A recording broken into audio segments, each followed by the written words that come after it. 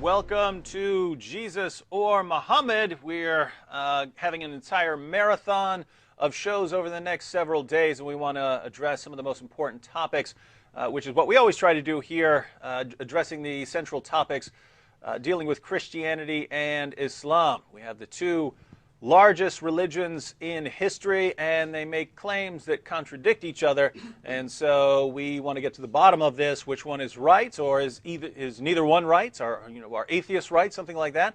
Well, if we want to address those kinds of issues, we have to look at the evidence, we have to look at arguments, and we have to see where the facts point. Tonight we have, of course, Sam Shamoon with us, Triple B, big, bald, beautiful. That's right. How you doing? Don't forget, the camera has 50 pounds. I'm actually Skinnier than before. Don't forget that, right? He sure is. And we have tonight as well my friend Paul Rezculla. Paul hasn't been on here. Well, you've been on ABN before when we were discussing. If you remember, Paul is one of the people who was arrested in the city of Dearborn. Paul was standing there, not saying anything to anyone, but he was part of the group. Threw him in jail. He spent the entire night crying. Just kidding, by the way. He took it like a man. He took it like a man. David's hand. he took it like a man. But we're going to look at a very important topic tonight, and this is something. If you talk to Muslims, if you try to share the gospel with Muslims, you're going to be confronted with this issue over and over and over again, like a beating drum, and that's why we're going to address it. Now, Paul, you have Muslim friends? Yes, sir. What do you believe as a Christian? Main tenets of the gospel. Yeah. You could talk for an hour about what you want, right. what you believe as Christian. What would the main idea be? Jesus claimed to be divine and was divine. Okay. He was so crucified, deity of Christ. Right. Okay. Crucified and died for the sins of the world. Jesus died on a cross. Right. For sins. Okay. And he rose again on that third day. So his resurrection from the dead. And by the way, those of you who want to study Christianity, that's the core of the gospel. Jesus said all kinds of things. He taught all kinds of things. He preached sermons. But when we look to the core of the gospel, always, always, always we find death, deity, resurrection. Death, deity, resurrection. So you believe those things as a Christian. Is that what Muslims believe? Absolutely not. So Muslims don't believe Jesus died on the cross, don't believe he rose from the dead, don't believe he claimed to be divine. So we have a conflict here, right? And so as a Christian, you're commanded to share the gospel, and Muslims don't believe that, and so there's going to be disagreement there. So when you tell a Muslim, hey, my Muslim friend, I've got my Bible here. My Bible says Jesus claimed to be divine. He died on the cross for sins. He rose from the dead. Like clockwork, what's the response going to be? Your book is corrupted, my friend. Our book has been corrupted. The Bible has been corrupted. And it makes sense why a Muslim would say that. The Bible and the Quran disagree. They agree on certain things, don't get me wrong, and it's very important to point out when Christians and Muslims do agree on things. Christians and Muslims agree that Jesus was born of a virgin. We agree that Jesus performed miracles. We agree that Jesus is the Messiah. We agree that God exists, that God created the world. We agree on all kinds of things, so it's not like we disagree on everything.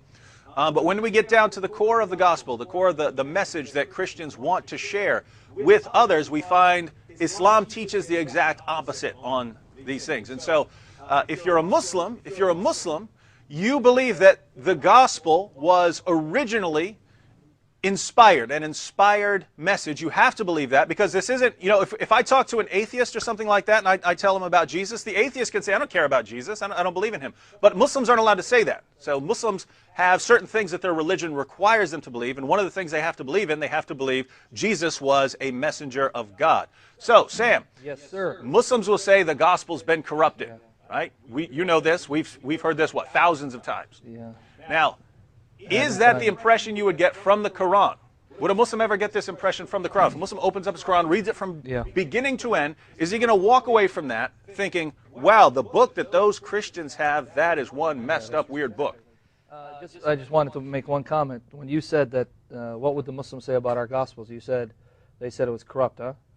You said it with such passion and conviction, you convinced me. No. As a side note, if someone were to read the Quran and try to be as objective in the reading of the Quran, which is hard because every one of us approach a text with presuppositions. But if someone were just to allow the Quran to speak within its own context, the last thing that they would conclude is that the author of the Quran, or the authors of the Quran, assumed that the biblical revelation was tampered with.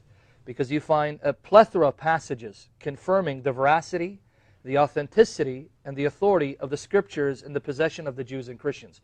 Now, for the sake of time, and by the grace of the Lord Jesus Christ, let me just take a look at a few of them. And by the way, I know that you've written a tract on this that's available on your blog, answeringmuslims.com.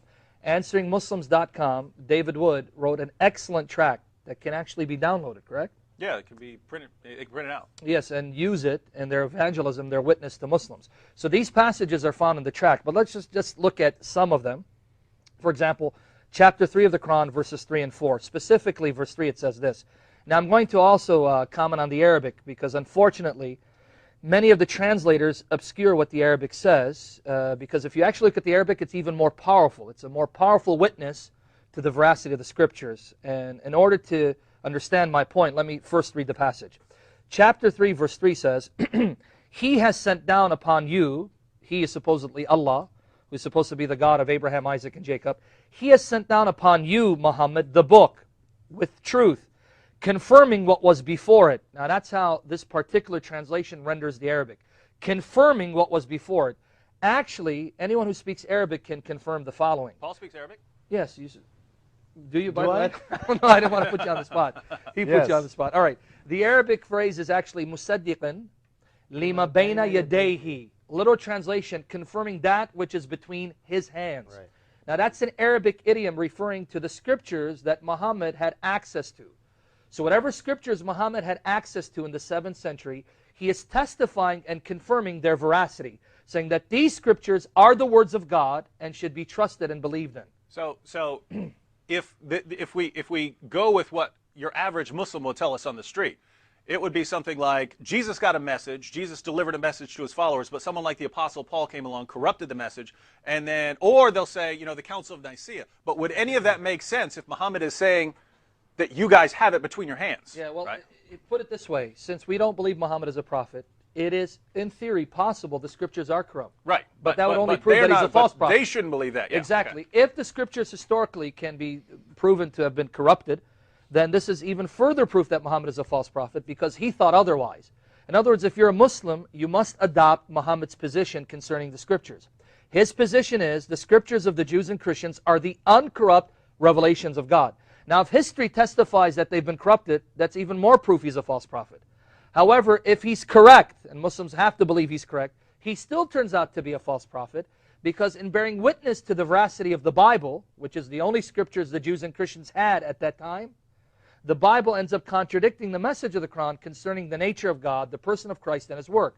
So either way, Muhammad turns out to be a false prophet. But you're not basing that all on one little passage Oh, from no, Surah 3, right? Oh, there's plenty of passages. In fact, let me just finish this passage to see what Scripture Muhammad had in mind, because it goes on to say, and he, the same divine source that sent down the Quran, sent down, it says in the same verse, chapter 3, verse 3, the Torah and the Gospel.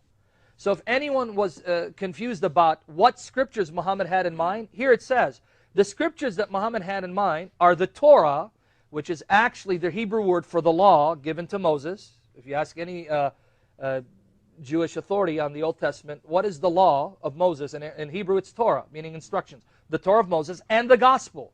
What Gospel? The Gospel given to Jesus.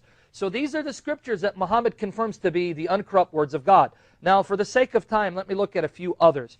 There are plenty more passages that we can delve into, but again, for the sake of time, in order not to take most of the time just talking about these passages, I'll give you a few more. Chapter 6, verse 115 says this. Chapter 6, verse 115, and it's actually reiterated in chapter 18, verse 27 of the Quran. Let me give the verses again. Chapter 6, verse 115, and chapter 18, verse 27 says the following. Perfect are the words of your Lord in truthfulness and justice. Perfect are the words of your Lord. No man can change his words. He is the all-hearing, the all-knowing. Ask the Muslim that you're witnessing to, was the Torah the word of Allah? Say yes. Was the Gospel the word of Allah? Yes. Is the Quran the word of Allah? Yes. Well, according to this passage, No one can change the words, plural, of Allah. Cannot be changed. So, just a matter of logic. If the words of Allah can't be changed, and the Torah and the Gospel, as well as the Psalms, the Quran mentions the Psalms given to David, they are the words of Allah, then the conclusion is that the Torah and the Gospel and the Psalms cannot be corrupted, have not been changed.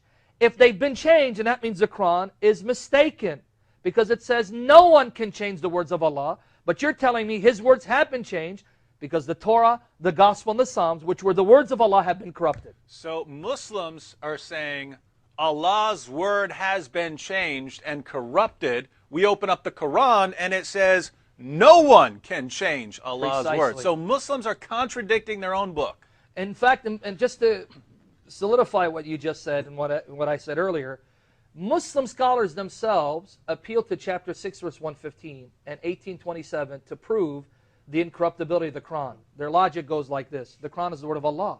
None can change the words of Allah, therefore the Quran can never be changed. But then I tell Muslims, be consistent. In fact, some Muslims historically were consistent and applied it to the other scriptures. Right? For example, some Muslims applied the words of chapter 6, verse 115 to the Torah to prove that the Torah given to Moses has never been corrupted, because this passage says none of the words can be changed, and the Torah is the words of Allah, therefore it could never have been changed. So they saw that. But now here's the dilemma again. Now again, I don't want to bring up the quote-unquote Islamic dilemma, but here's the dilemma for the Muslims. If the Quran is right, no one can change the words of Allah, and that includes the Torah, the Gospel, and the Psalms, then that means what I have in my possession, the Holy Bible, must be the uncorrupt revelations of God. If that's the case, then the Quran is false, because the Quran contradicts the testimony of the scriptures in my possession. So either way, it's a lose-lose situation for the Muslims, win-win situation for us. And glory to Jesus Christ, He's made it so easy to present the truth of the gospel to the Muslims. All we need to do is study the material and present it for the glory of Jesus, prayerfully and in the power of the Holy Spirit. All right, now Sam, I'm going to have to challenge you on an issue. Sure. Go ahead.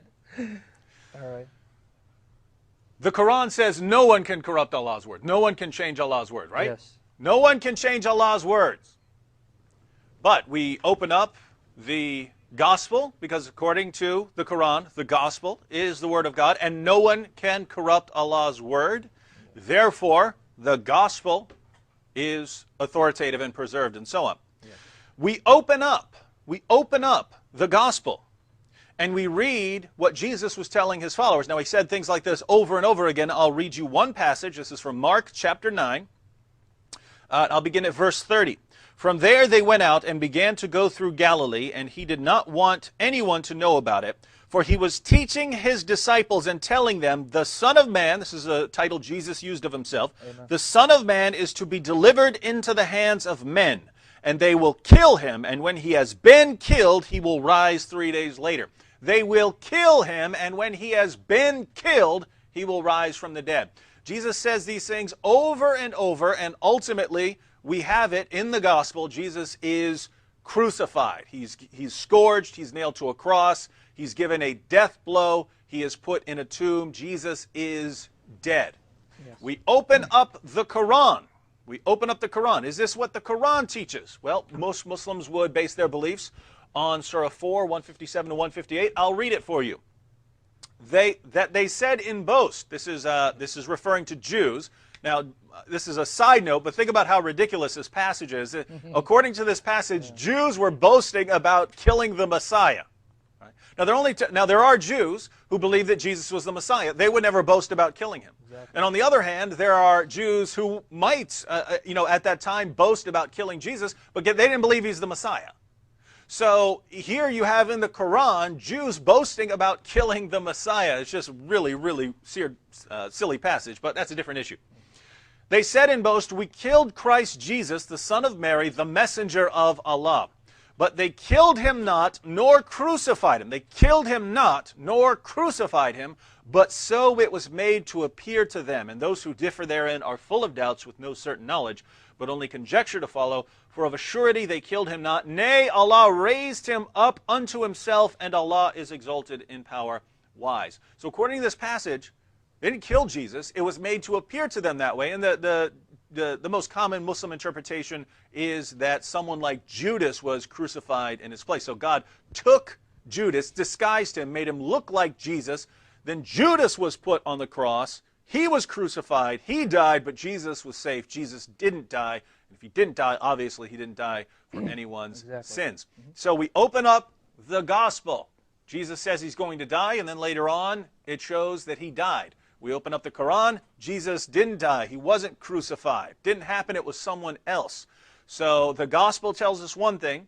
The Quran tells us something else. But the Quran tells us that the gospel cannot be changed or corrupted. That's the issue I want to challenge, because I say there is one.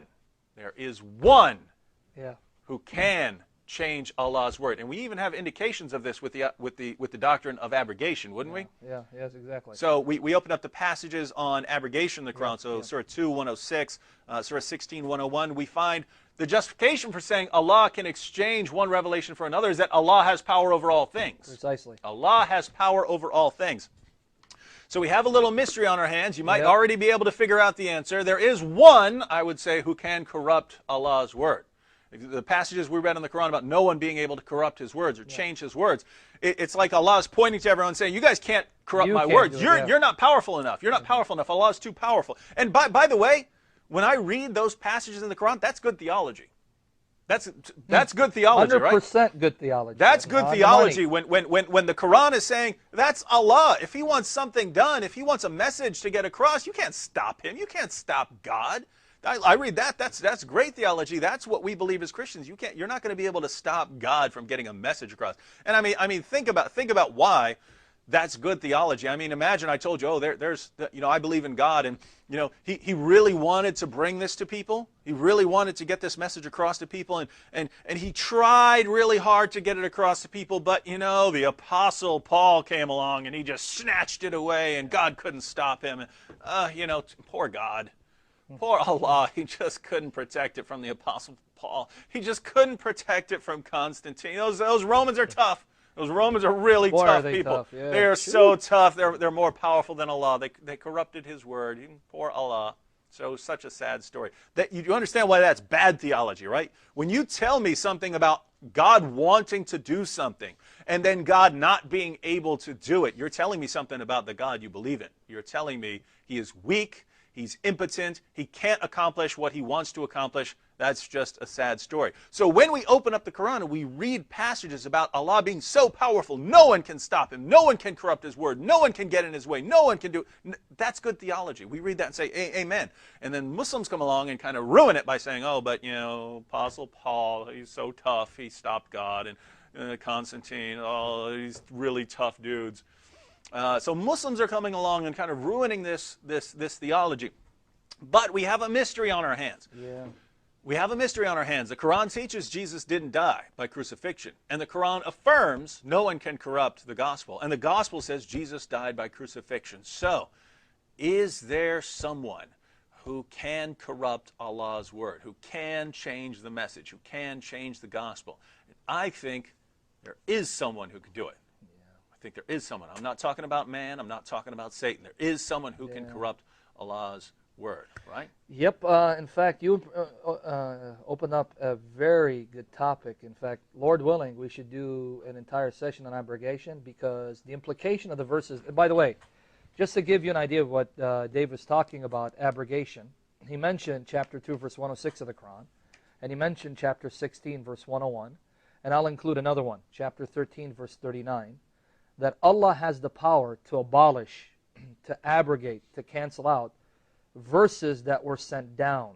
So to answer the question, there is one who can corrupt and change His words, and that's Allah. The Quran implies that Allah has the power to corrupt the very words that were revealed to His messengers and prophets. So when it says no one can change the words of Allah, that means no one other than Allah. That's the implication. But let me throw a little monkey wrench into the equation. And I've actually written an article on this, and this is why it's rather interesting you bring it up. You just said a moment ago, no human being, not even Satan, can change the words of Allah. So the implication is that Allah alone, and only Allah, can corrupt and change His words. However, are you aware, Dave, that if you read chapter 2, verse 106 carefully, If you read it, it says nothing of our revelation. Well, now here it says nothing of our revelation. Now that obscures what the Arabic actually says. It doesn't say nothing of our revelation. It says whatever revelation or verse, actually, whatever verse we abrogate or cause to be forgotten. The actual Arabic says whatever verse we cause to be abrogated or forgotten. That's what the actual text says. Now, why is that important? If the Arabic actually says that Allah abrogates a verse, but doesn't specify where this verse comes from, you can actually make a case on the basis of the satanic verses that the verses that Allah abrogates are the ones that Satan reveals, especially through the agency of Muhammad. Now this introduces the topic of the satanic verses. And again, I don't want to go off topic, but real briefly, David has done an entire presentation on it, and Lord willing, we may do another presentation on it, and he's done a full debate on it. According to the earliest references and historical works on the life of Muhammad, Muhammad recited verses that he thought were from Allah, praising the daughters of Allah. Banat Allah, Alat, Al-Uzza, Manat. Now you can find traces of that in chapter 53 of the Quran, verses 19 and 23. Although in the present form, it's a denial that these goddesses exist. Historically, according to the earliest sources in the life of Muhammad, Muhammad at one time said that these three daughters of Allah, Alat, Al-Uzza, Manat, were high-flying cranes whose intercession was accepted by Allah. He praised them and praised their intercession. Later on, Muhammad said those verses were inspired by Satan. Satan cast those verses upon my tongue. And then Allah sent Gabriel to abrogate those verses. In fact, it's chapter 22, verse 52. Let me read that. Chapter 22, verse 52. Never sent we a messenger or a prophet before you, but when he recited what Satan proposed, what did the messengers supposedly recite? What Satan proposed, what Satan revealed, in respect of that which he recited thereof. But Allah abolishes what Satan proposes. You can actually make a strong case, Dave, that Allah is actually abrogating not verses that he sent down, but that Satan revealed. So now we have a dilemma. If we take the traditional interpretation of chapter 2, verse 106, Allah has the power to corrupt his verses. He sends down verses that he corrupts, abrogates, cancels out. Or if you actually take the more literal reading of 2:106, it doesn't say none of our revelations. It says none of the revelations do we abrogate or cancel out, but we replace with something similar or better. None of the revelations. That leaves it general. It leaves it unspecified. In light of 22:52, you can use that to show that what Allah is actually abrogating are the verses inspired by Satan. Things that make you go, Oh, and we're just getting started. We have to take a quick break. We'll be back in just a moment here on Jesus or Muhammad, and we're going to discover who, according to Islam, corrupted the gospel. The answer may disturb you if you're a Muslim. See you in a moment. Welcome back to Jesus or Muhammad. We're addressing a very simple question. It should be simple for Muslims if this were really a simple issue, which it isn't. Who corrupted the gospel? Muslims tell us the gospel has been corrupted. They say that whenever we bring up various passages from the Bible that disagree with what the Quran says. Well, if the Bible and the Quran disagree, they contradict one another, obviously the Bible, the gospel, must have been corrupted. And the question that arises immediately after that should be, who corrupted it? You're telling me someone corrupted it. I want to know who. Give me an idea of what you mean. Was it the Apostle Paul? Was it someone at a Council of Nicaea? And just for the record, anyone who tells you the Council of Nicaea had something to do with the texts Christian believed in has absolutely no clue. But you can use that as kind of a thermometer to test, a litmus test to see who you're talking to. Because it's so common. When someone says Council of Nicaea and then tells you about the canon that Christians believe in, you have just met someone who has absolutely no clue what he's talking about. But Muslims want to say the gospel has been corrupted. We have every right to ask who. Could you tell me who? And the thing is, once we go to the Quran and the Bible and we start investigating this, we get a very disturbing answer. You don't come up with the Apostle Paul corrupted the gospel. You don't come up with the Council of Nicaea. The gospel is corrupted at it. You don't come up with that. You get a very, very different, very disturbing answer. We're going to take you through it step by step, then we're going to go to some callers. Let's kind of zoom through this. We already addressed some of these points. We want to briefly cover some of them again, just so you're clear what the case is that we're laying out. Now, Paul, I mentioned earlier that, if I'm talking to an atheist, lots of atheists would say that they like Jesus. When I was an atheist, I thought Jesus was pretty cool, and he taught some cool things. But if I lay down Jesus as an authority to an atheist, the atheist could say, I don't care what he says. I don't believe in him. I don't believe he existed. Or if he did exist, I don't believe that I have to follow what he says. I don't believe he was actually sent from God because I don't believe in God. An atheist could say something like that. Is a Muslim free to say that? Can a Muslim say, I don't care what Jesus said? Absolutely not. Why not? You have in the Quran confirms that Jesus was actually preaching the message of Islam during his ministry. Surah 19:23 to 33 actually talks about how Jesus' ministry even began from when he was an infant. He was preaching Islam. He was preaching the message of Allah throughout his life. What do you mean infant? What in the world are you talking about? He was Jesus preaching Islam as an infant? Right. What? That sounds what are you weird. talking about? That's good You're making Islamic it up, theology. Right? You're making this up. Pull it up and read it. You mean in the Quran, chapter 19, it says that Jesus, from infancy, right after his mother gave birth to him, he started espousing Islamic theology? Right. Now that would have been a sight for sore eyes, right? To see an infant saying, I am a servant of Allah, I'm his prophet. Is that what you're saying the Quran says? Exactly. Give the reference again, because people say, no, you're lying. Your hatred for Islam is so evident. You're Again, making it up. The reference is Surah 19:23 to 33. Wow. Those are the verses. So it's in there. It says So you that. can All check right. that out. It's kind of interesting if you try to picture it in your head, like how a baby sounds, how a baby they goo goo gaga and stuff. But this is baby Jesus, and he's actually giving Islamic theology. He's giving a little mini sermon, according to the Quran. Yeah.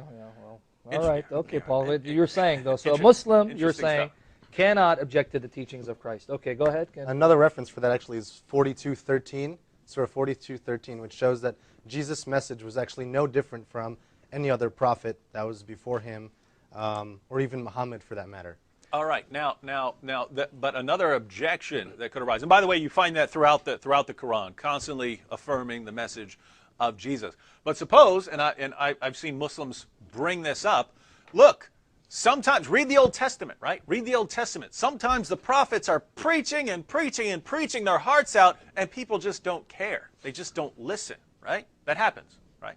Yeah. So the prophets go out, they preach, and everyone just rejects them or treats them horribly or kills them, things like that.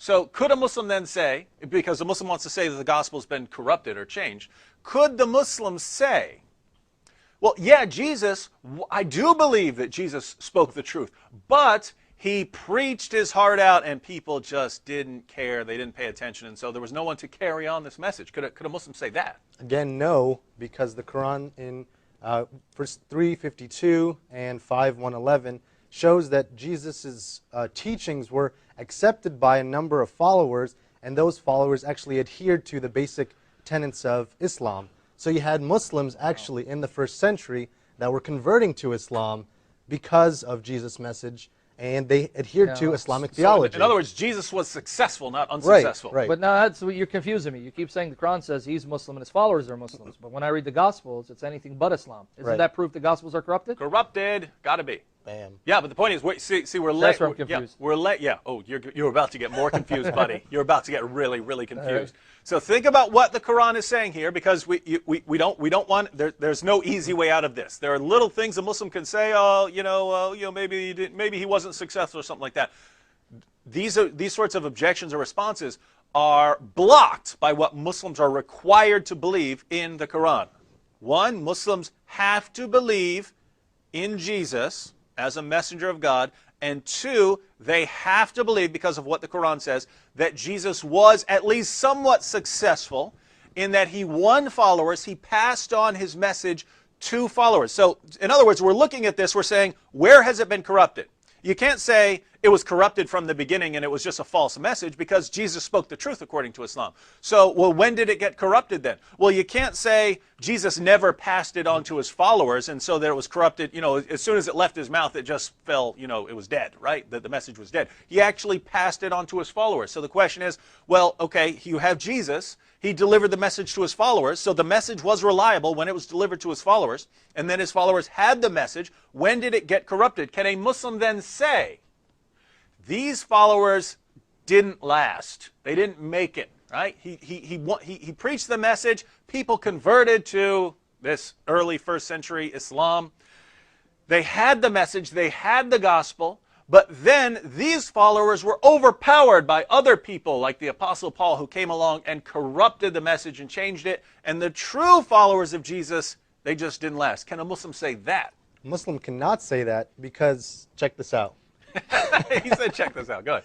The followers of Jesus, Allah promised that they would be the ones that would be superior or prevalent until the last day. Now I'm going to read this passage from the Quran. Yeah, we want to make sure you're not making this stuff. Yeah, Surah because, 3. You are a Christian. You're a liar. You know I'm that, right? totally biased. Yeah. Surah 3. Missionary. Right. Go ahead. Right. Surah 3, verse 55.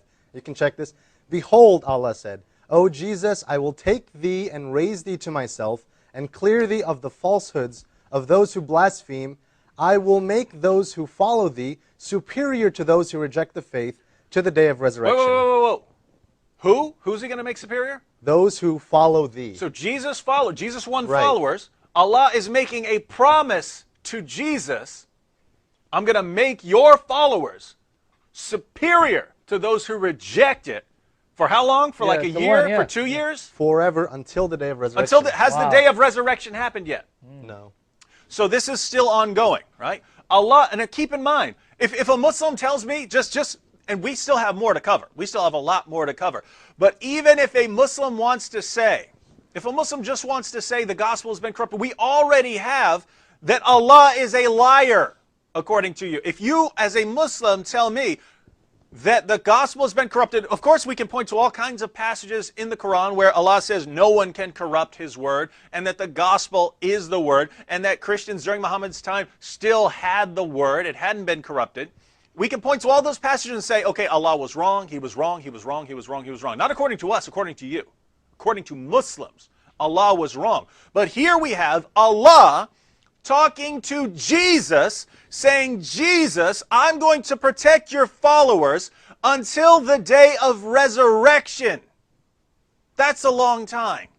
And if you tell me Allah didn't do that, then you're telling me Allah made a promise to Jesus that he just didn't keep. This is why we said that if you start telling us about the gospel being corrupted and Allah's word being corrupted, you're not just telling us about something that happened historically. You're telling us something about the God you believe in.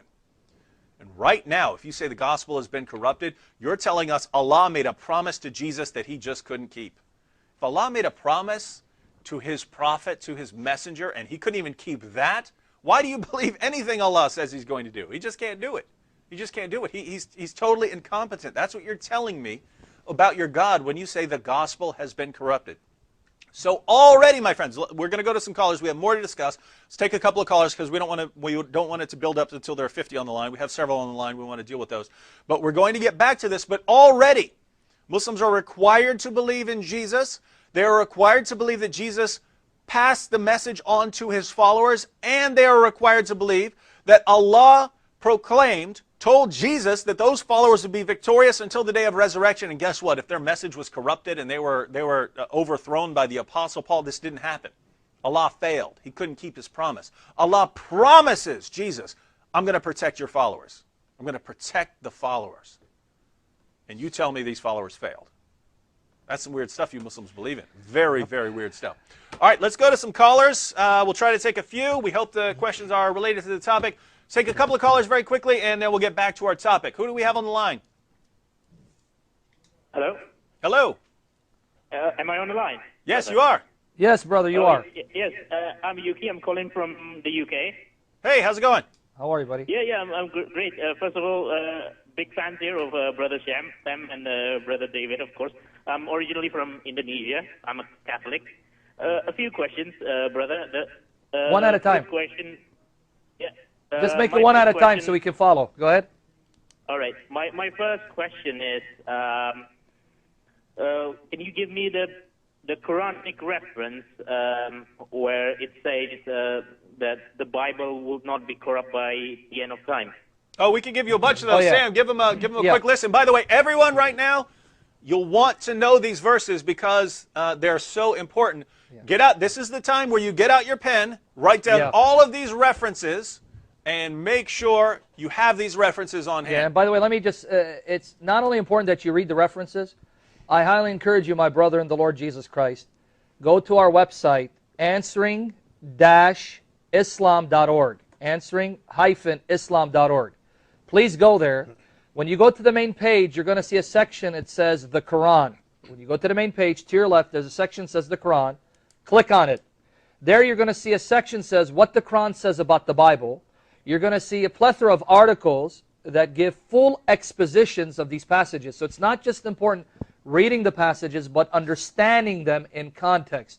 Now with that said, I'm going to give you references where it says the words of God, which refers to the scriptures, can never be corrupted. Let me give you two references that testify to that fact.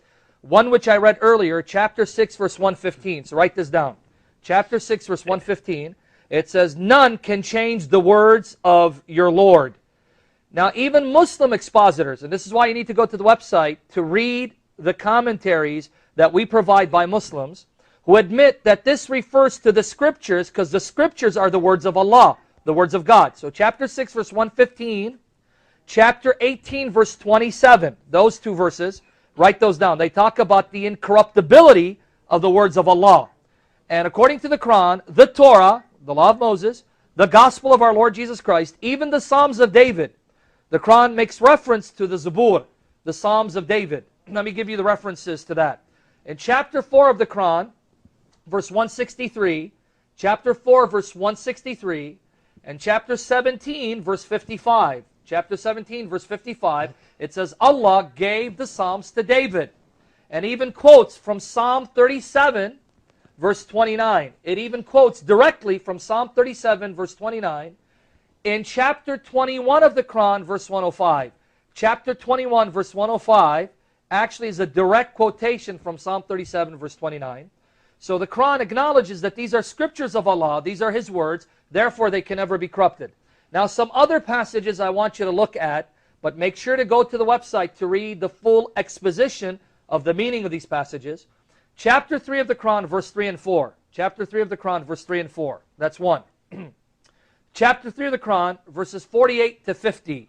Chapter 3 of the Quran, verses 48 to 50. That's another. Chapter 3, verse 48 to 50. Chapter 5 of the Quran, verses 43 all the way to 48. Chapter 5 of the Quran, verses 43 all the way to 48. And that would probably be the best passage, That's right? the bread most and butter. powerful. And let me mention two more. Chapter 10, verse 94, which I did not read. Chapter 10, verse 94, where it says, if you, and it's singular, by the way. That's those who know Muhammad. Arabic. That's when it's singular, it's talking to Muhammad Yes. And there it says, if you, Muhammad, are in doubt concerning the revelations which we sent down to you, ask those who've been reading the book before you. Surely the truth has come to you from your Lord, so do not be of the doubters. Two things to note from that passage, chapter 10, verse 94. Number one, the Quran acknowledges that Muhammad was doubting whether these revelations came from God. So the Quran acknowledges that Muhammad himself was questioning, are these really revelations from God? Number two, it tells Muhammad, if you want to assure yourself that these revelations are from God, go to the people who've been reading the book before you. There is no Muslim in this world who will deny that's a reference to Jews and Christians. Why do I say that? All throughout the Quran, Jews and Christians are called Ahl al-Kitab. Ahl al-Kitab, meaning the people of the book. Why are they called that? Because the Quran recognizes, long before Muhammad, Allah, supposedly the God of the Quran, sent down revelation to the Jews and Christians. So this is why they're called the people of the book. So now my brother, notice this. If you're doubting whether the Quran is from God, you're commanded to go to the Jews and Christians to consult their book to determine whether this book is from God or not. Irony of ironies. Yeah. The reason why I say irony of ironies, my brother, is because if you as a Muslim, and you're not, I'm speaking to the Muslim, come to me and say, hey, is this Quran from God? Can you confirm it for me? The last thing in the world I'll tell you is that the Quran is from God.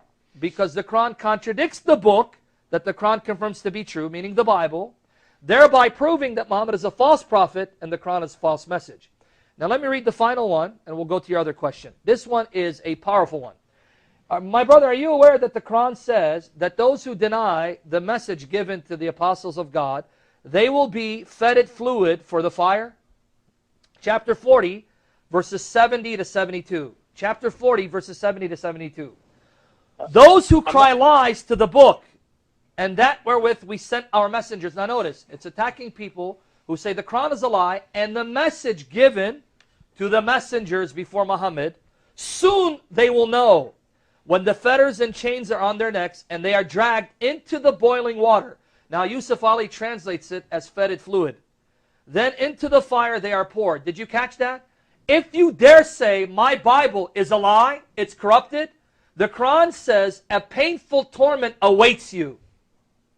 Now does that sound like a man who believed the Bible is corrupt? That was chapter 40, verses 70 to 72. And that was his first question. Yeah, and I mean, just think about this. So you have several passages there. Those are all the key passages. But just think about the irony here. We didn't. Sam mentioned the passage, Surah 5, 43 to 48. Verse 47 of that passage commands Christians to judge by the gospel. It says, people of the gospel, we have to judge by what Allah has revealed therein. If we judge by what we read in the gospel. First of all, we can't do that if the gospel has been corrupted. The gospel has been changed. It's no longer reliable. It was corrupted by the Apostle Paul or at the Council of Nicaea. Can we judge by the gospel? No, we don't have it. We don't have it anymore. Or if we do have it, it's weird and full of corruption and false teaching, so we can't judge by it. So when the Quran commands us to judge by what we read in the gospel, we have to go with the gospel we have, which according to the Quran cannot be corrupted anyway. So we have to judge by the gospel as Christians according to the Quran. And if we don't, if we refuse, if we say, I'm not going to judge by the gospel, the Quran calls us rebels. We're no better than those who rebel if we refuse to judge by the gospel. So think about this. Christians, according to the Quran, are commanded to judge by what we read in the gospel. If we judge Islam by what we read in the gospel, we have to reject Islam. We have to reject Muhammad. But not only are we commanded to judge by the gospel, Muslims themselves, starting with Muhammad, are supposed to come to us and confirm, hey, if you have any doubts, check with the people who read the gospel and the Torah. Yeah. And we're going to tell you, hey, we already judged that Islam is false.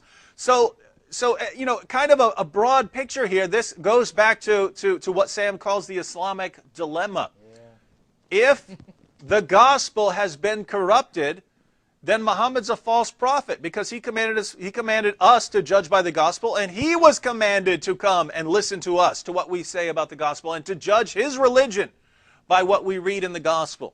So if the gospel has been corrupted, Muhammad's a false prophet because his religion tells you to believe in the gospel. If, on the other hand, the gospel is reliable and no one can corrupt it, no one's ever corrupted it, then Muhammad's still a false prophet because he contradicts it. His teachings contradict the core claims. So, if the gospel is reliable, Muhammad's a false prophet. If the gospel is reliable, Muhammad's a false prophet.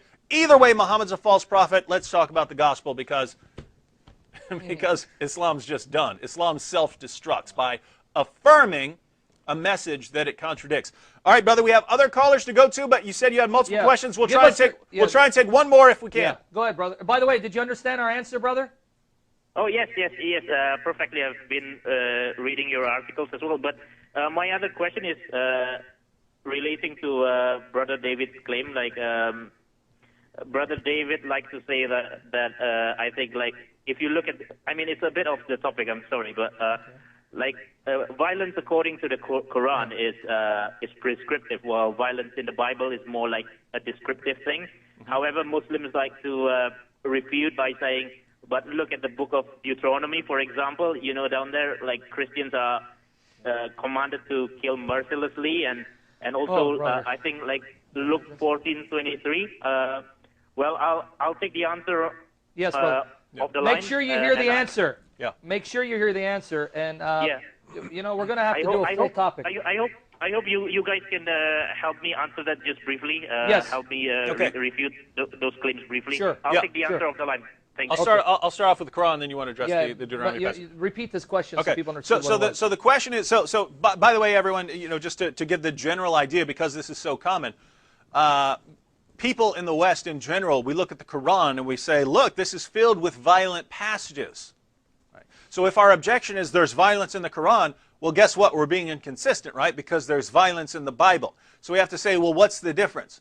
Well, when we open up the Quran, it's not saying a particular Muslim at a particular time was commanded to commit violence in some particular set of circumstances. The commands to commit violence are directed towards Muslims. They're directed towards Muslims. So our bread and butter when we bring this topic up, Surah 9, verse 29, says, fight those who do not believe in Allah. And it gives a list of things you're going to fight people over. And it specifically says, from among the people of the book, that's Jews and Christians, until they pay the jizya with willing submission and feel themselves subdued. So this passage, it's not a command to a particular Muslim. It's not saying, and it was revealed to Moses that he had to go fight someone.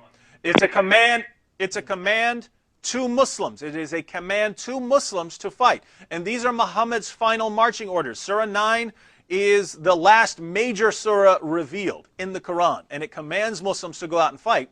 And you find a bunch of passages like this. You find them in the Quran, you find them in the Hadith, where Muslims are told they're supposed to go out and violently subjugate unbelievers. And it doesn't say, just you, and then once you're done, and then once you die, then it's over. These are the final marching orders for Muslims. They are told to go out and fight, and guess what? That's all you see for the first century, for the first several centuries of Islam, up until the modern period where Islam wasn't as powerful, and that's when you start hearing Islam's a religion of peace. Before this, no Muslim said Islam's a religion of peace unless they mean it in a very specific sense.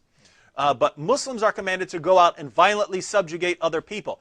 Are Christians commanded to go out and violently subjugate unbelievers? But we do have passages in the Bible talking about fighting and killing and so on. True. So what do we do with those passages, Sam? Now, even before I get into it, we don't have to take a break, do we? Because I don't want to get cut off in the middle. Okay, yeah, we do. Let's take the break. Let's take our last break. We'll come back. We'll answer this question, and then we'll move on. All right. We'll see you back in just a moment on Jesus or Muhammad.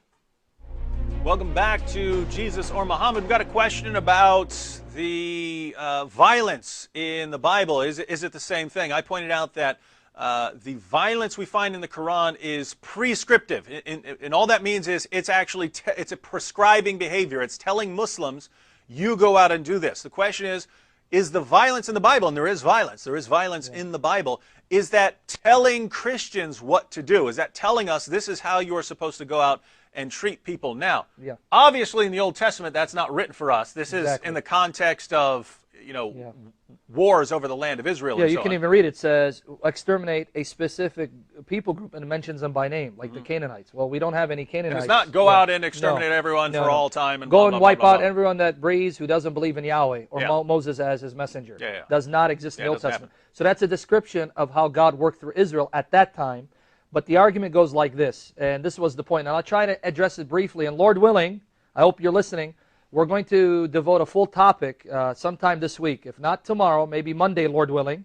We'll devote a full topic on addressing all the New Testament passages that Muslims wrench out of context to prove that command to wipe out anyone who doesn't accept the gospel of Jesus Christ is still binding upon us.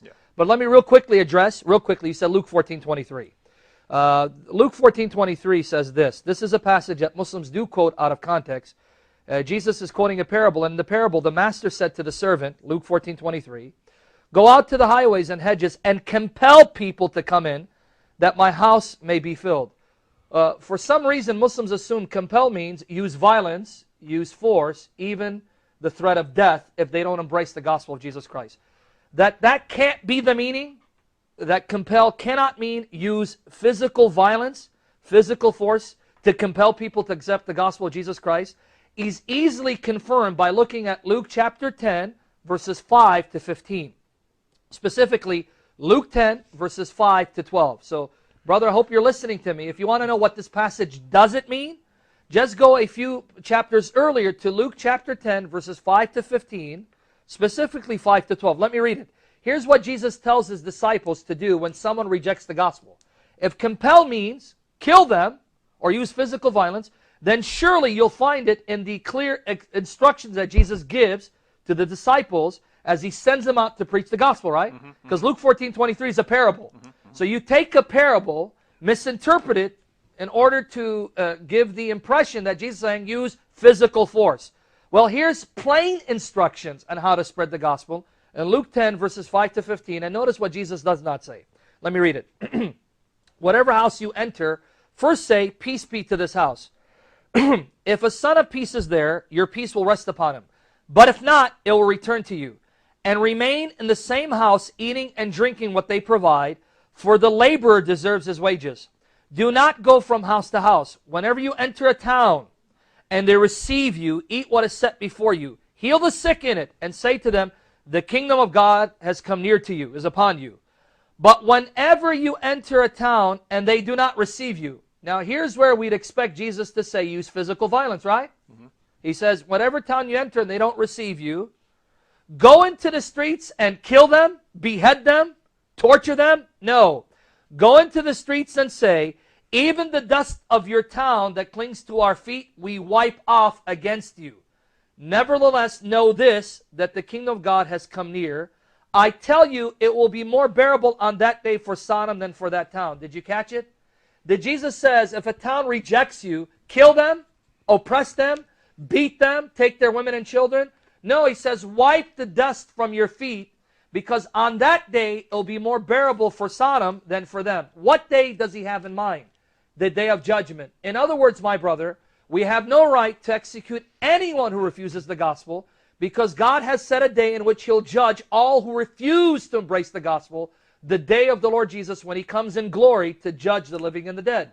You can't get any more explicit, any more plain, any clearer than this, that we have no right to physically compel people to accept the gospel of Jesus Christ. And you find that over and over again. Oh, yeah. In as far as Jesus' specific commands about what his followers are to do, and in more general principles about how Christians are to think of other people. We're commanded to love everyone, right? In fact, let me confirm that this passage was carried out to the T by the apostle. Mm-hmm. Because Luke also wrote Acts. How did Paul and Barnabas respond to the Jewish rejection of the gospel? Acts 13:51 tells you, notice what they did. And they shook off the dust from their feet against them and went to Iconium. Is that how you pronounce it? Iconium, yeah. Mm-hmm. What did they do?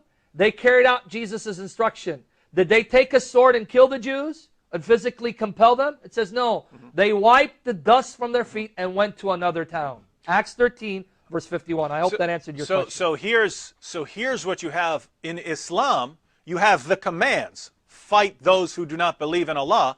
How did Muhammad's followers interpret and carry out this passage? Well, they show how they interpret it through their actions. They went out and fought and subjugate everyone in Arabia, and then they spread beyond their borders, right? Yep. So you have the verse. If there's any doubt about what the verse means, you have the interpretation of his followers who interpreted fight those who do not believe as fight those who do not believe. They went out and fought.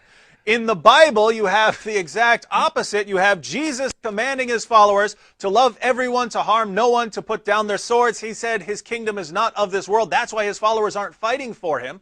And how did his followers interpret all this? By going around killing? No, by going around, and the most extreme thing the Christians would do is shake their dust off their feet and walk to another town. Boy, that's very violent. Yeah. So you have, again, Quran, violence, it's commanded, and then Muslims interpreted it as violent commands. So if you want to say it meant something else, you're telling me even Muhammad's followers didn't know how to understand it.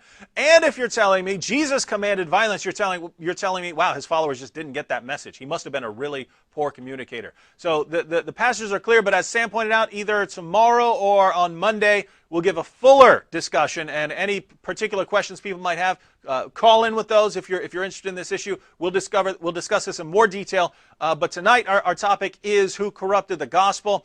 We still have a couple more points to get to. Let's try and take very quickly a couple of callers, and then sort of wrap this up, because we only have about 20 minutes left. So next caller, who do we have? Jabari? Hello? Hey, what's up? Hey, Jabari, what's up, man? Good. I'm good. I'm glad to see you guys. Paul, I'm surprised. I never expected to see you on ABN, so that's amazing. I'll take that as a compliment. That's No. Well, yeah, does he mean you're too cool for us, or does he mean, wow, you're such a doofus? What are you doing sitting in between Sam and Paul? Too cool for That's not what I wasn't saying the second one. I was saying the first. I wasn't saying the first one either. I was saying I was surprised. Okay. Right. Oh. And I'm surprised that you're surprised. But go ahead. No, I'm kidding. What's up, buddy? Yeah. Yes, I just wanted to add on some more verses from the Quran to confirm your point.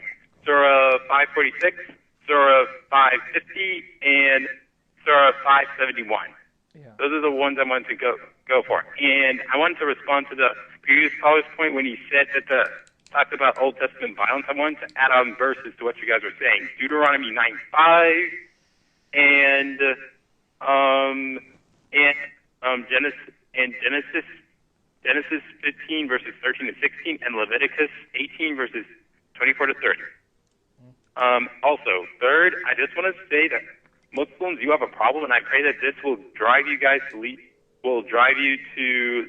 receive the Lord Jesus. I pray that what you guys are saying will drive them to receive Christ Jesus as Lord and Savior of their life. Mm-hmm.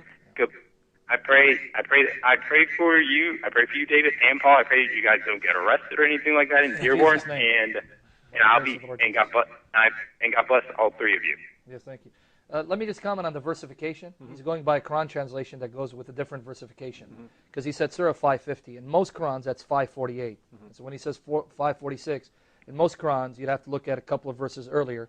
This is why we said in chapter 5, verses 43 to 48. So that's what he's referring to.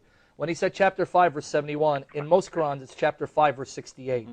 Because the versifications are different. Most Qurans will follow the standard versification, but there are some that follow a different versification system.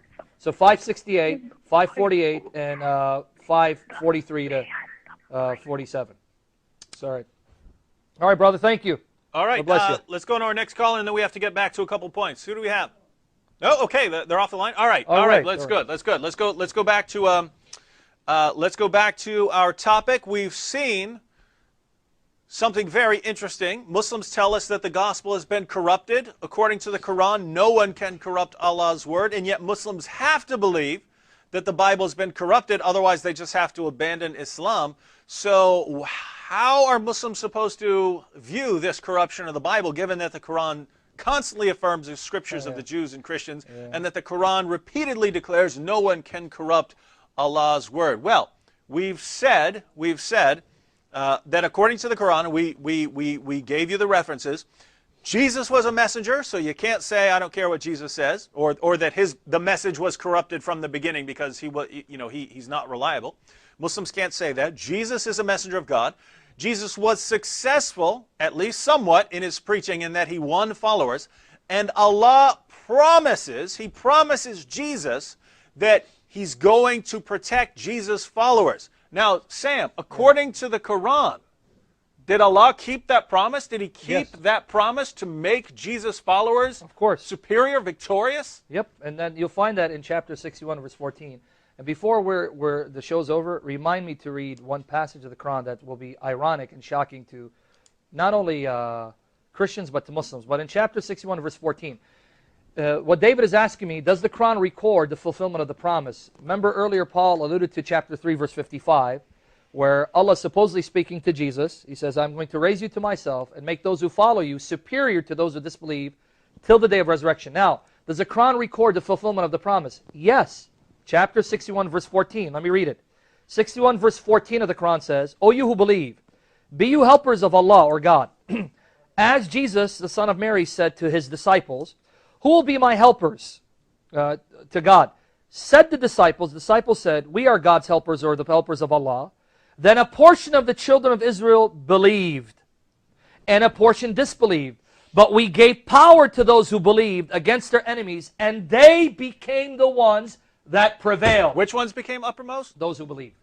The believers, so they won. Yes, according to 61:14. So some believed, according to this passage, right? So Jesus preaching, we talked about him being at least somewhat successful. Not everyone believed. But we know some of them believed and some didn't believe. According to Muslims, if they say the gospel has been corrupted, it's some kind of weird unbelievers or heretics who were victorious, right? They were victorious, according to what Muslims are telling us. Exactly. But the Quran tells us that the true followers of Jesus were victorious. So Allah according to the Quran, Allah promises Jesus, we already read that, Allah promises Jesus he's going to protect his followers and make them superior. And then we read Allah actually did keep that promise. He made the true followers of Jesus victorious. Now, Sam, Paul, we look down to history. The Christians who were victorious, in whatever sense you want to say, if you want to say politically or just through numbers or who preserved the scriptures or what, the Christians who actually became dominant down through the ages, what do they believe? Yeah, Paul, you tell us. What do Christians believe? The most influential Christian that God has raised up. What happened? Whose influence spread, and it continues to spread all over the world? Well, Muslims like to bring up a lot the Council of Nicaea and other things like that. So we see that throughout history, the past 2,000 years of Christianity, the message has been the same, which is what we started off talking about, the 3 points of the gospel. Exactly. Jesus' deity, resurrection, and crucifixion. Those 3 points, the death. And not only that, but the man that God used more so than any other apostle is the Apostle Paul, your namesake. Right. Now, you understand the implication, what David's getting at. If Paul corrupted the gospel, and yet his message spread, that means the followers of Christ were vanquished and defeated. There goes Allah's promise. But since Allah said He did give them victory, that means they did succeed. But then that means if Paul's message is the one that triumphed and spread and continues to spread all over the world, that means the message of Paul must be the message of Christ and therefore the message of God. But Paul's message was, Christ is the divine Son of God, the agent of creation. The Father used Jesus to create everything.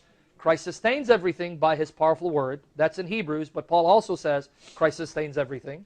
That He died on the cross for our sins to reconcile all creation to God, rose again and sits enthroned as King of Kings and Lord of Lords, that He's the Lord of creation, and will return again physically, bodily, to judge the living and the dead. That is the message that spread. That is the message that triumphed. That is the message that continues to spread like wildfire all over the world. Therefore, if the Quran is true, this must be the true message. But if it's the true message, then the Quran must be false because it contradicts the message of those who triumphed. Well, now what do we have? Now we only leave you Muslims with two options. It's not us leaving you with these two options. This is what your scriptures leave you with. According to, not according to us, not according to David Wood, Paul, Sam, not according to us, according to your book, the book you believe in, the book delivered by your prophet. Jesus was a true messenger. He was successful, some believed. Allah promises He's going to protect those true believers until the day of resurrection. Then Allah keeps His promise, makes them dominant. We can look down through history. Which Christian group became dominant? The ones who believe in Jesus' death, resurrection, and deity. They were the ones who were uppermost. They were the ones superior. They were the ones who won. If you want to say there were early Muslims. If you want to say there were early Muslim followers of Jesus, they were crushed so thoroughly we have no record of their existence. Exactly. You can't say they became uppermost. You can't say they were superior until the day of resurrection. They lost horribly, so that we don't even have a shred of evidence of their existence. So if you want to say there were early Muslim followers of Jesus, you have to do that by blind faith. But not only do you have to have blind faith, you have to believe that the Quran is wrong when it affirms that God would protect the true followers of Jesus. So according to your Quran, Allah protects the true followers of Jesus. He keeps His promise, makes them victorious. And the Christians who are victorious historically are the ones who believed in Jesus' death, resurrection, and deity. So this is the option we leave you with, my Muslim friends. Yeah. You can either believe what we believe, because according to the Quran, what we believe is the message that Allah preserved and helped spread by empowering the true followers of Jesus. So if you believe those passages of the Quran, which you should as a Muslim, and because it's good theology, you might want to believe those.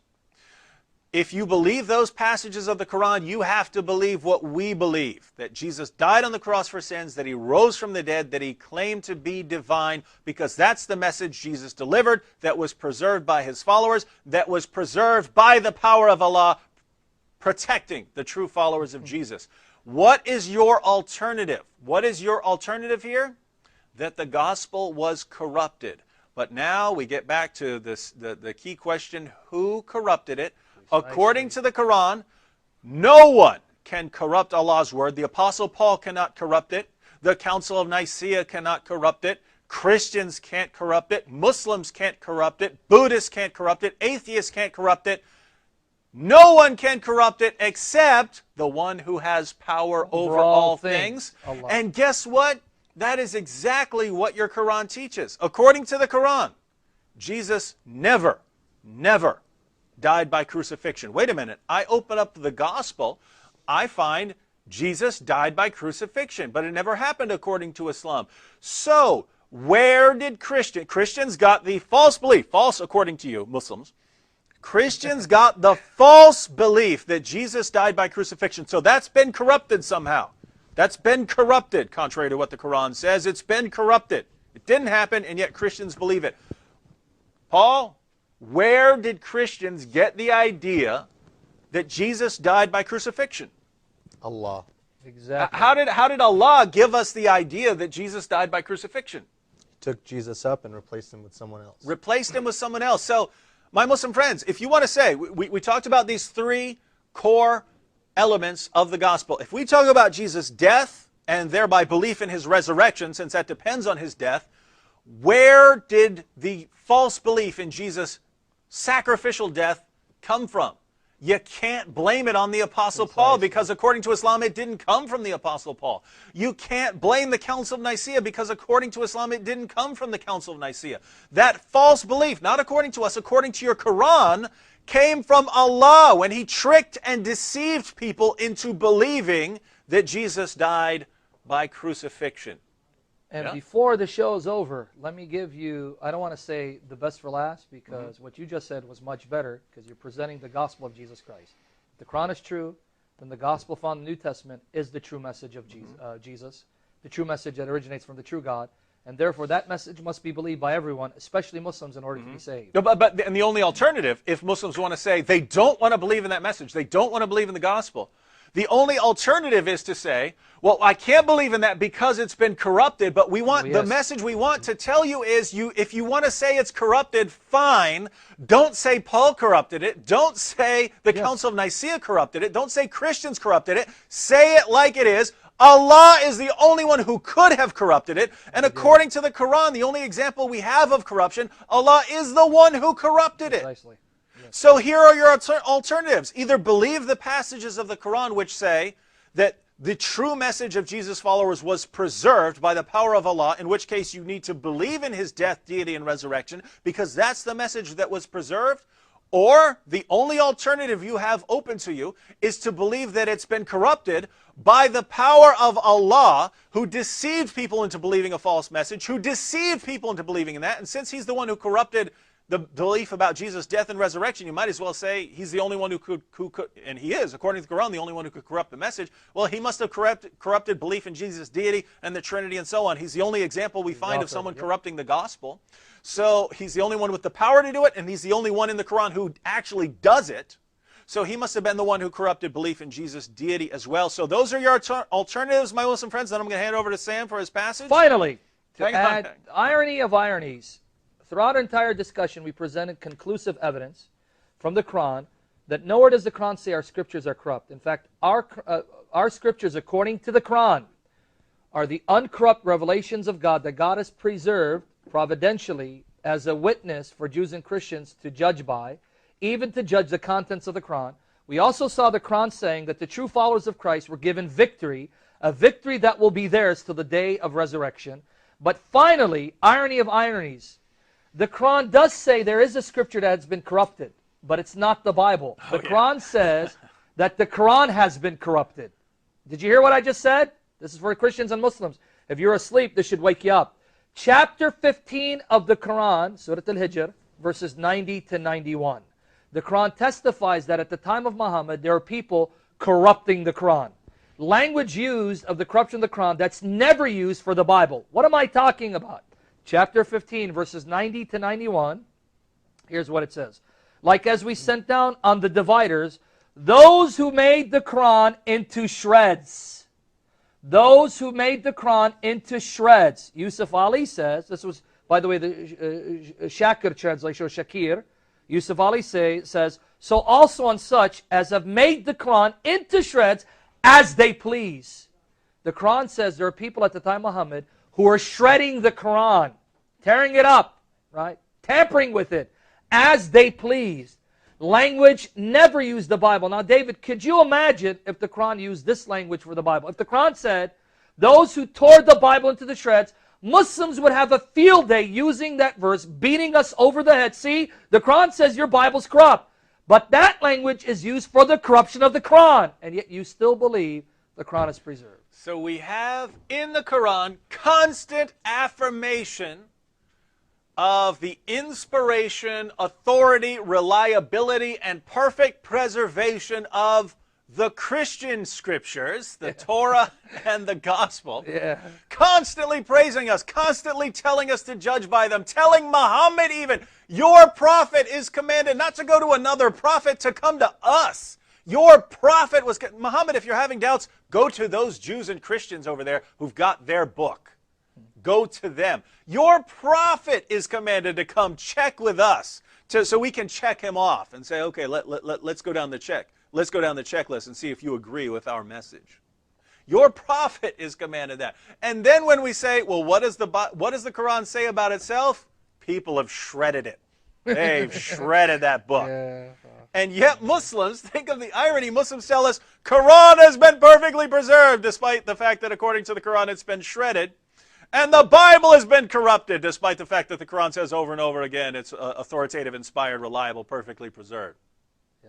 Irony of irony. What? And you sit back. If you're not a Muslim, you're sitting back wondering, how is this not obvious to them? How is this not crystal clear to Muslims? How do they not immediately notice, wow, our book self-destructs. It affirms the Christian scriptures and totally contradicts them. How do they not see this? Well, the answer is, if they saw it, they wouldn't be Muslims. Precisely. They wouldn't be Muslims.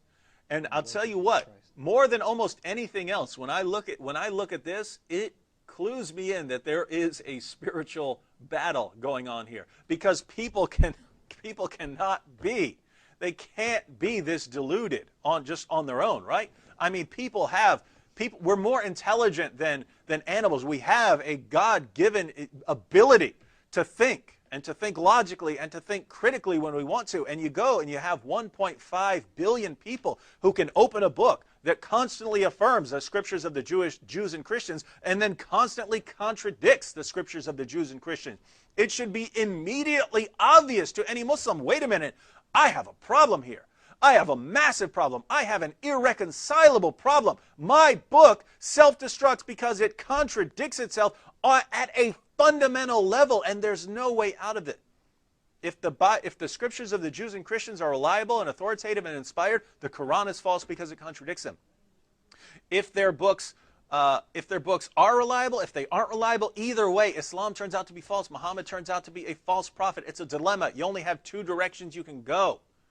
You only have two possible directions, and either one of them leads to the conclusion that Islam is false, that Muhammad was a false prophet. Not according to us, according to your scriptures.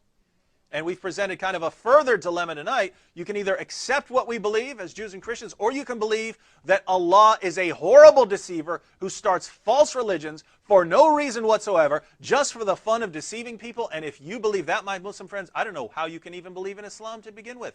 Because you believe in a God who starts false religions just for kicks, with no reason. Well, if he started the false religion of the Christians, how do you know he didn't deceive you? Oh, but he gave us this book. Wait, he gave us a book, and it was deceptive. He deceived people. He put false doctrines in there. If you're going to believe, and why? And by the way, why? What is the only possible explanation for why Allah would deceive all these people? You have to say, well, maybe he just didn't like the Jews, and that's why he deceived all these people. Maybe he didn't like the people who would become Christians. Maybe he didn't like them, and that's why he gave them this false religion to believe in. If you're going to say that, why not say, well, maybe he didn't like the Arabs, and so he gave them a false religion too. That's what happens when you introduce an all-powerful deceiver into the question. Yeah. We have no way. We have no way. God could be tricking us all right now. You might not even be watching me right now. I might not even be real. If Allah tricks people into believing Jesus died by crucifixion when he didn't, how do you know he's not tricking you into thinking I'm here right now just to mess with your mind? You don't know what to believe if you have an all-powerful deceiver in the equation. And so believe our message, believe the gospel, or the alternative, turn off your intellect because you just can't get to the bottom of this because God could be deceiving you about anything. Those are your alternatives here. I know our time is up, but in fact, to just piggyback off what you just said, if Allah could corrupt the message of the gospel, and yet, if Allah does that for the gospel, which opens the door for the possibility that he did it for the Quran, on what grounds can any Muslim say for certainty that Mirza Ghulam Ahmad is not a prophet after Muhammad, that he's not the Indian Messiah as he claimed? On what grounds can any Muslim say that Joseph Smith of the Mormon Church isn't a prophet that came after Muhammad, or that Elijah Muhammad of the Nation of Islam, that these people were not true messengers and prophets sent by Allah, if Allah could corrupt the message of Jesus by sending another message through Muhammad that contradicts the Bible? You can't say, well, because these religious texts contradict the Quran. Because the Quran contradicts the Bible, and you're telling me, well, the Bible's corrupt. Yeah. And yet God says, or Allah says in the Quran, that the message of Jesus triumphed, and that the message of Jesus would continue to triumph until the day of resurrection. So if we go that route, the route that you suggested, then that means Muslims have no grounds to argue that Mirza Ghulam Ahmad or Baha'u'llah or Bab Allah or Joseph Smith, that these people are false prophets just because they contradict the Quran. And they can't say that you could never know that they're true prophets because you believe in a God who goes around deceiving people and starts false religions. Exactly. So that, my friends, if those are the options your book has left you with, either believe the religion of other people and reject Islam, or believe that Allah is a horrible deceiver who starts false religions, in which case you can't really believe in Islam. If those are the options your religion has left you with, how can you say this came from God, my friends? You have no basis for saying this from God. Man. God is better than your book Hallelujah. teaches. God is better than your religion teaches. And we'll talk more. We'll talk more about the one true God over the next few days as we continue our marathon. We'll be back. Sam will be back tomorrow. I'll be speaking somewhere, but Sam will be back tomorrow. Willing, yes. We'll both be here on Friday. We'll continue this marathon. Be sure to keep tuning in. Check the schedule because the times differ here and there.